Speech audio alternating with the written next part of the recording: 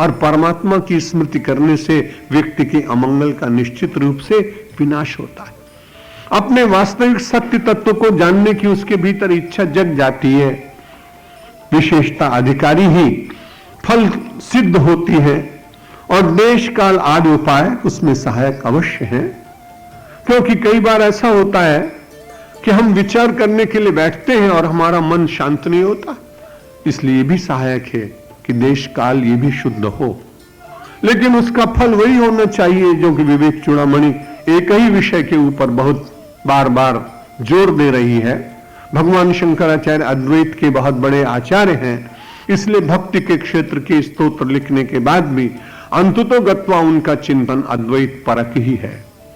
और यदि देश काल आदि का ध्यान न रखा जाए तो मन की चंचलता निरंतर जीवित रहती है।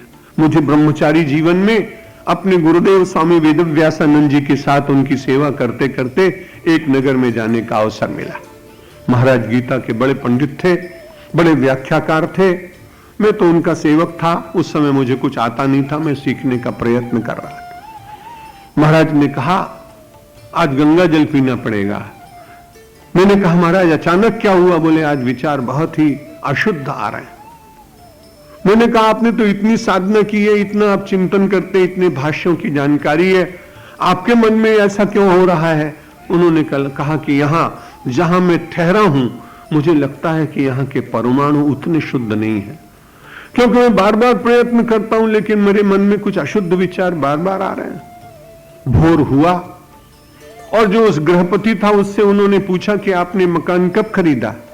उन्होंने कहा जब देश का विभाजन हुआ तो इसमें एक यवन बंधु रहते थे, और यवन बंधु भी नहीं, एक यवन महिला रहती थी, और इसमें नृत्य वाद्य और दूसरे प्रकार के कार्य हुआ करते थे।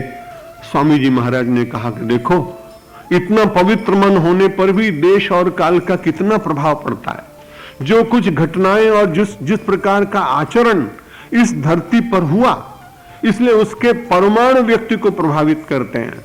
आपने वो कथा भी सुनी होगी कि अपने माता पिता की भक्ति करने वाला श्रवण कुमार धरती के किसी भूभाग पर जब उनको बिठा दिया तो उसने कहा बहुत वर्ष हो गए आपकी सेवा पूजा करते, अब यहीं पर तीर्थ यात्रा पूरी करिए और लौट चलते हैं। तीर्थ पर्याप्त शेष रहते। माता पिता के मन में विचार जागा कि श्रवण कुमार के मन में ऐसे विचार कभी जागे ही नहीं। आज ऐसा क्यों हो गया कि मेरे प्रति विपरीतता का भाव आ गया? आज सेवा में विराम लेने की इच्छा इसके मन में क्यों जग गई? तो उन्होंने बड़ी नम्रता से कहा कि तुम्हारी बात मान लेते हैं, क्योंकि तुम्हें बहुत श्रम पड़ रहा है, कांवड़ में मुझे लेके चल रहे हो, लेकिन केवल इतना ही करो कि आज का दिन छोड़कर थोड़ी यात्रा और आगे करो, और फिर कल मध्याह्न में तुम्हारा जो निर्णय होगा वही हम स्वीकार करके और अपनी यात्रा को संपूर्ण विराम दे देंगे। दूसरे दिन प्रातःकाल स्नान ध्यान कर श्रवण कुमार ने पुनः जैसे अपने माता पिता को यात्रा कराते थे ले गए। कोई छोटा सा तीर्थ आया, वहां दर्शन कराया, स्नान कराया, पूजन कराया। माता पिता ने कहा कल तुमने जो प्रस्ताव रखा था यदि तुम्हें वही मान्य हो तो हम ऐसा मान लेंगे कि तीर्थ यात्रा यहीं पूर्ण हो गई। श्रवण कुमार ने कहा नहीं, अभी तो यात्रा 15 दिन की और शेष है, मैं आपको ले चलूंगा। उन्होंने कहा तब तुमने ऐसा क्यों किया था? कल तो तुम बहुत हट कर रहे थे। उन्होंने कहा जब यात्रा पूर्ण हो जाएगी तो उस स्थान पर जाने का मैं प्रयत्न करूंगा।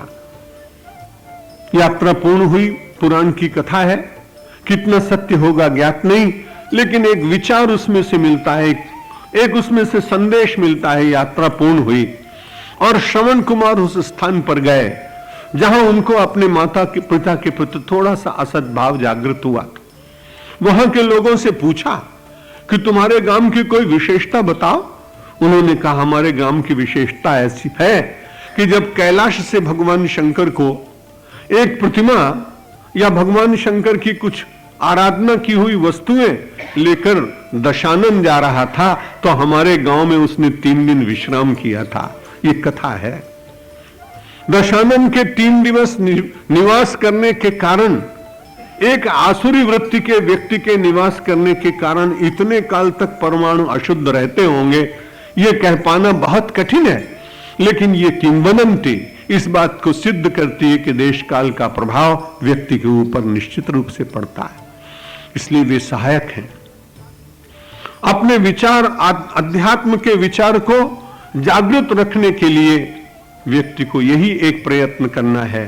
और कौन सा प्रयत्न करना है कि फल वास्तव में क्या है, जीवन का सबसे बड़ा फल क्या है, इसको प्राप्त करने के लिए व्यक्ति को निरंतर गतिशील जीवन व्यतीत करते हुए अपने जीवन की यात्रा को विचार पूर्वक पूर्ण करने का यत्न करना चाहिए।